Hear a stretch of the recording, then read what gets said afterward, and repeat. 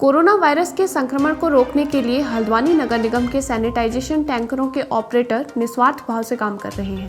ऑपरेटरों का कहना है कि पिछले 24 मार्च से नगर भर में उनके द्वारा सैनिटाइजेशन का काम किया जा रहा है और जब तक कि कोरोना वायरस का संक्रमण समाप्त नहीं हो जाता है तब तक यह प्रक्रिया जारी रहेगी। हमारे साथ हैं जो नगर निगम में सैनिटाइजर करने के लिए जो गाड़ियां लगाई गई हैं, जो टैंकर्स लगाए गए हैं, उनके ऑपरेटर्स हमारे साथ हैं। आइए उनसे बात करते हैं वो किस तरीके से काम कर रहे हैं। सर, आपका नाम? ओमकार भट्ट। ओमकार भट्ट जी। तो सर, आप नगर निगम की तरफ से सैनिटाइजर की व्यवस्था आप संभाल रहे हैं? जी। तो सर, किस तरीके से सैनिटाइज किया जा रहा है एरिया? जी, सैनिटाइजर एक टैंकर में 3500 लीटर पानी पे 30 लीटर सोडियम मोनोक्लोराइड जो केमिकल डिस्ट्रीब्यूट हो रहा है वो डाइल्यूट करके टैंकर पर डाल दिया जा रहा है। उसके बाद अभी तक वार्डों में भेजा जा रहा था, इस समय ग्रुपिंग के द्वारा रोड और उसके लिए जो भेजा जा रहा है 5 tanker left 5 tanker right, centre में एक वॉल के साथ खोलते हुए पूरी सड़क और फुटपाथ को सैनिटाइज करते हुए हम लोग चल रहे हैं। इस व्यवस्था को पूरी तरीके से कायम किया जा रहा है।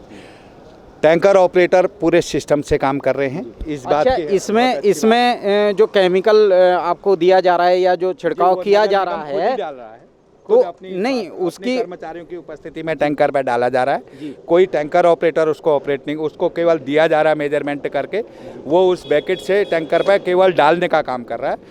केमिकल को बैकेट पे डाल करके अपने सामने नगर निगम के कर्मचारी टैंकर पर डाल रहे हैं। अच्छा, तो सर इसमें जो आपके लोग सहयोग कर रहे हैं, आपके जो कर्मचारी लगे हुए हैं, उनकी सुरक्षा के लिए, क्योंकि ये एक जानते हैं कि कीटनाशक के तौर पर यूज़ किया जाता है। कीटनाशक नहीं है, ये एक गलत लोगों को है। सैनिटाइजर जो सोडियम मोनोक्लोराइड है, सबसे बड़ी बात है, ये हमको भी वार्डों में जब डाल रहे हैं समझाना पड़ रहा है।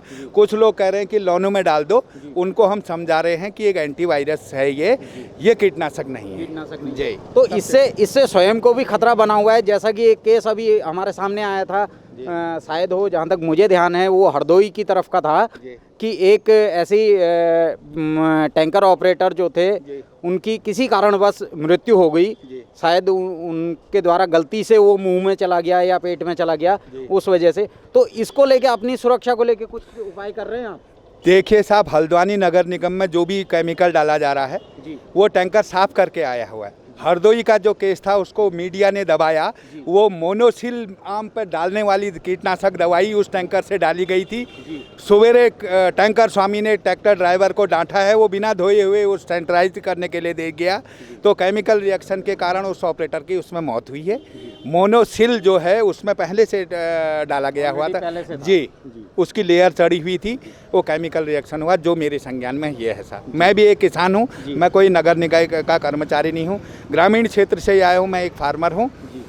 तो स्वयं सेवा आप नगर निगम से पूछ सकते हैं। जब से 24 तारीख से सेवा के लिए मुझे आदेश दिया, निस्वार्थ बिना पैसों के सेवा, इस नगर निगम में इतने कर्मचारी हैं, पूछिए टैंकर स्वामी हैं, किस व्यवस्था को मैं देख रहा हूँ साहब। बहुत अच्छी बात है, बहुत अच्छी बात है कि निस्वार्थ जी, निस्वार्थ आप यहाँ पर पूछ लीजिए, मेयर साहब से पूछ लीजिए। इनको इस पंप का, मैं एक फार्मर हूँ, जो ये पंप लगे हुए हैं, 25 लीटर की कैपेसिटी का ये पंप है, 4 स्टॉक है। इसमें 25 लीटर पीठ वाले पंप हैं जो इसमें ट्रम्प किए हुए हैं। तो इसको चलाने के बाद 12 मिनट का रेस्ट ठंडा करना पड़ता है।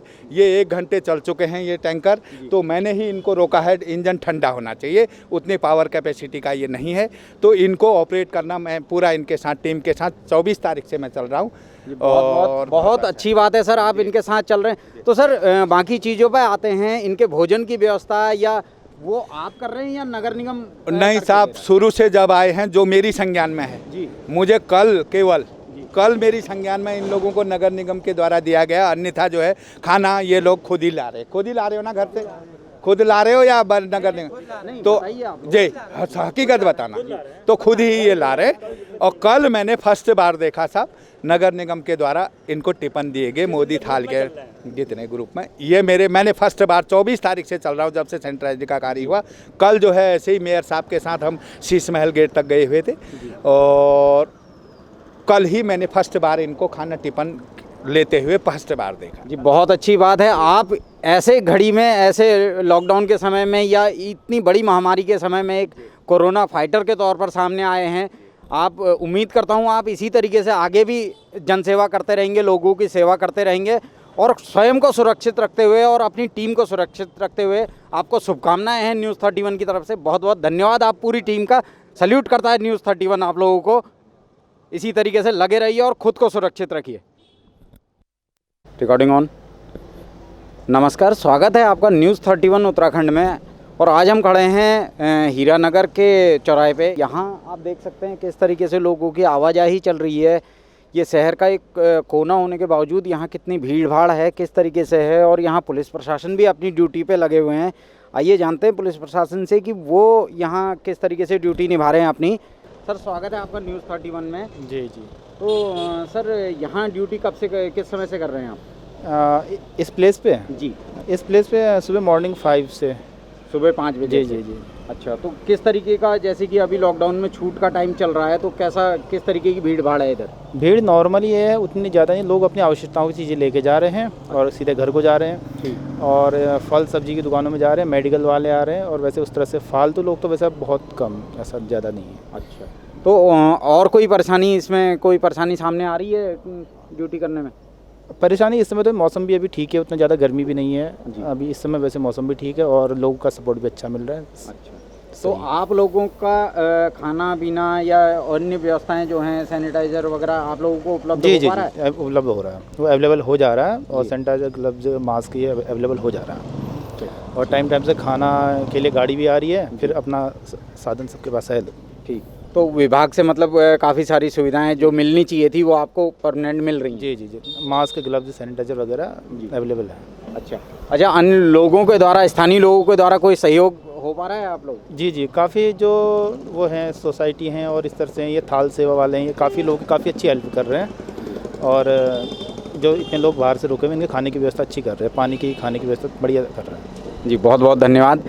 तो जैसा कि हमारे पुलिस विभाग के अधिकारियों ने बताया कि लोग भी सहयोग कर रहे हैं इस लॉकडाउन में, अपनी जिम्मेदारी समझ रहे हैं कि हाँ, हमें जो कोरोना फाइटर्स हैं उन लोगों का साथ देना चाहिए, उन लोगों को सहयोग करना चाहिए। एक अच्छी भावना को दर्शाता है, एक हिंदुस्तानी होने का फ़र्ज़ दर्शाता है कि किस तरीके से इंसानियत इस लॉकडाउन के समय में, इस कोरोना की महामारी के संक्रमण के टाइम में किस तरीके की एक मन में भावना होनी चाहिए, देश सेवा की, जन सेवा की और लोगों की सेवा की भावना जो होनी चाहिए, उसको सलाम करते हैं हम न्यूज़ 31 के माध्यम से। धन्यवाद। बागेश्वर के खोली गांव में इन दिनों जंगली सुअर का आतंक छाया है। सुअरों से परेशान ग्रामीणों का कहना है कि लगभग 2 साल से गांव में सुअर का आतंक है। ये सुअर पहले रात में किसानों की फसलों को बर्बाद करते थे, लेकिन अब ये दिन दहाड़े ही गांव में घूमने लगे हैं। इससे ग्रामीणों में जंगली सुअर का आतंक बना हुआ है। इधर ग्रामीणों ने प्रशासन से जंगली सुअरों की समस्या से निजात दिलाने की मांग की है। ये तो रात में आता था, ये अब दिन में भी आने लग गया है। सारी महिलाएं खेतों में जाने में भी डर लग रहे हैं। छोटे छोटे बच्चे हैं, इधर उधर जाते हैं। और इसका उपाय हम वन विभाग से गुजारिश करते हैं कि इसका कोई उपाय निकाल दीजिएगा, नहीं तो यहाँ गांव में बहुत ही नुकसान हो जाएगा। और महिलाएं और आदमियों पे भी हमला करने का वो डर लग रही है। मेरा नाम मीना परिहार है। हम ग्राम सभा खोली से हैं और हमारे गांव में चमेरता शेरा में और बेजियावागढ़ में, बहुली में जंगली सूअरें बहुत ही नुकसान कर दिया है। हमारे चाल नानी का खेत में है, उसमें कुछ भी नहीं रखा, जंगली सूअर ने पूरा नुकसान कर दिया है। हम लोग बहुत परेशान हैं इन जंगली सूअरों से। इसमें राहत देना चाहिए हमको सरकार ने कुछ। अच्छा, लॉकडाउन का कितना असर पड़ रहा है आपके कामकाज में? बहुत ही पड़ रहा है। हमारे बच्चे पढ़ाई से परेशान हैं, हम लोग भी काम करने में टाइम से आना पड़ता है, टाइम से जाना पड़ता है। और ये जंगली सूअर कब से यहाँ इस गांव में लगा हुआ है? ये 4-5 साल से लगा हुआ है। 4-5 साल से हम न धान की खेती कर सकते हैं और न ही गेहूं की खेती कर सकते हैं। और न मसूर हो रहा है, न गेहूं हो रहा है, न धान हो रहा है। हम लोग बहुत परेशान हैं। हमने बहुत कोशिश की बीज बचाव करने के, लेकिन कोई फ़ायदा नहीं है हम लोगों को। हाँ, अभी जो हाल में बता रहे हैं कितना नुकसान हुआ है, कितना 4 नाली का खेत बता रहे थे आप, कितना उसमें नुकसान हुआ है? उसमें हमारा 2 बोरी गेहूं का नुकसान हुआ है। हाँ, और लोग भी बहुत परेशान हैं। हाँ, और लोग भी बहुत परेशान हैं। तो क्या आप कहना चाहोगे कि क्या इसका वो हो सकता है? हाँ, हमको इस जंगली सूअर से निजात चाहिए और मुआवजा भी देना चाहिए सरकार ने हमको। हम क्या करेंगे, हमारे तो रोजी रोटी इसी से है, खेती पाती से है। 6 महीने हम ऐसे काम करते हैं और लास्ट में हमको कुछ भी नहीं मिलता है। अच्छा, तो देख रहे हैं आप इतना मेहनत करते हैं लोग, इतना मेहनत करने के बाद भी इस तरीके से आपकी फसल नष्ट हो जाती, तो क्या कैसा लगता है फिर? इतना बहुत बुरा लगता है। जब खेत में गए हमने सोचा क्या करें, फिर क्या करें, अपने मन का हम मार भी नहीं सकते हैं, हम रात में तो हम जा नहीं सकते हैं और हम कर भी क्या सकते हैं। ऐसे ही पछताते हैं कि करना चाहिए या नहीं करना चाहिए हमको खेती, इसलिए हमारे खेत बंजर भी पड़ रहे हैं इसी कारण से। हाँ भाई, तो ग्राम प्रधान और लोगों ने गांव के लोगों ने कुछ वो नहीं करा कि एकजुट होके ऐसा कुछ करें? नहीं, ऐसा कोई एकजुट होकर ऐसा काम नहीं किया। हमें अपने बीज बचाव के लिए ऐसे ही कभी ऐसे ही वो पुतला जैसा बनाकर ऐसे ही वो करते हैं, लेकिन कुछ भी असर नहीं होता है। जंगली सूअर की जो समस्या है ये बहुत बड़ी समस्या, विगत 2-3 साल से बहुत ज़्यादा इसका प्रकोप बढ़ते जा रहा है। पहले तो गांव के किनारों में होता था, अब ये गांव के बीच में भी आ गया। जैसे खेतों को, गेहूं के खेतों को पूरा वो खोद खाद के वो ख़त्म कर दे रहे हैं। और उसके बाद मसूर की खेती, चाहे सब्जी की खेती हो, चाहे बाद में मक्के हक्के की होती है, सारे चीज़ों को ये बहुत ही ज़्यादा नुकसान है। एक ये तो आर्थिक नुकसान है ग्राम, जबकि हमारी गांव की जनता ज़्यादा इस पे डिपेंड है, कृषि और उस पर।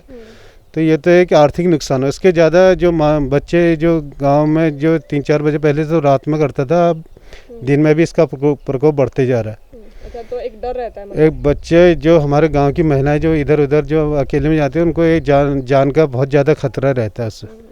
इससे हम प्रशासन से आपके चैनल के माध्यम से निवेदन करते हैं कि इसे जल्दी से जल्दी इस पर कार्रवाई किया जाए और हमें मतलब समस्त ग्रामीण को, इलाके के ग्रामीण को, एक तो समस्त ग्रामीण नहीं पूरे इलाके में इसका बहुत ज़्यादा भय बन गया है। अब इस वजह से अभी ये हमारे बगल के गांव अमतौड़ा से लेके बहुली से लेके लोगों में बहुत ज़्यादा डर हो गया इसका।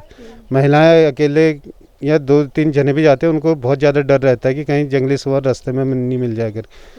इसलिए हम आपके चैनल के माध्यम से प्रशासन से गुहार लगाते हैं कि इस पर जल्दी से जल्दी करके हमारी जनता को इससे मुक्ति दी जाए करके। एक तो लॉकडाउन भी चल रहा है, लॉकडाउन इतनी मेहनत कर रहे हैं, फसल इन्होंने पूरी फसल हमारी बर्बाद कर दी है। चाहे गेहूं के खेत हो, चाहे सब्जी के खेत हो, चाहे वो हो, चाहे वो बच्चे अच्छे आजकल जैसे बच्चे नदी जाते हैं और महिलाएं खेतों में जाते हैं, अकेले जाने में अब उनको एक भय बना रहता है लॉकडाउन के उससे भी। उसके बाद भी उनको झुंड मतलब उस पे जाना पड़ता है डर के, उससे कहीं कोई जानवर अटैक नहीं कर दे करके। मैं कुंवर सिंह परिहार, पूर्व ग्राम प्रधान खोली। मैं आप लोगों को यहाँ पर मीडिया वालों का बहुत बहुत बधाई देता हूँ जो आप लोग हमारे गांव तक पहुँचे हुए हैं। और मैं सोचता हूँ आप लोग इसी माध्यम से हमारा जो गांव की समस्या है इसको आगे तक पहुंचाएंगे या सरकार तक पहुंचाएंगे। ऐसा है, ये तो पूरा सभी अभी जहाँ तक हम उसमें पेपर में भी पढ़ते हैं, सभी जगह जो ये थोड़ा जंगली सूअर या इत्यादि जैसे गुलदार है, ये इसका आजकल उत्तराखंड में काफ़ी वो भय रहता ही है। हमारे गाँव में भी वैसे ज़्यादा ही नुकसान कर रहे हैं। यहाँ पर डेली एक सूअर कहीं ब्याया हुआ बताते हैं, 4-5 बच्चे हुए हैं उसके, तो खेतों को नुकसान तो कर ही रहा है। उसके अलावा और भी ऐसा है कि कभी महिलाएं खेतों में जाते हैं, बच्चे जाते हैं, तो उनको कहीं अपने बच्चों की उससे झपट न जाए, ये हम लोगों को खतरा है। क्योंकि सूअर ऐसी चीज़ है, बाघ तो छिप जाता है आदमी को देख के, वो एकदम अटैक नहीं करता जब तक उसके ऊपर अटैक नहीं करते हैं। लेकिन सूअर ऐसा है, वो आदमी को देख के पीछे पड़ता है। तो हम लोगों को यह है कि कभी कोई सुबह शाम महिलाएं खेतों में जाएं, उसके ऊपर अटैक न कर दे। हो यहीं पर एक घटगाड़ कहते हैं, यहाँ पर वो ब्याया हुआ बताते हैं, 4-5 बच्चे हैं उसके, तो वो सुबह शाम घूम रहा है, यहाँ खेतों को खोद रहा है। नुकसान से ज़्यादा वो कहीं जन हानि की नुकसान न हो, ये हमें खतरा है। और यहाँ भी ये चिमरता और इधर भी सूअर हैं। तो गेहूं का नुकसान तो ऐसा है कि गेहूं को नहीं खाता है, वो गेहूं के जड़ों को खोद दे रहा है। अधिकतर मसूर की खेती को, नीचे कीड़े होते हैं उनको खाने के लिए खोद रहा है। हाँ, मसूर की खेती को बर्बाद कर दे रहा है।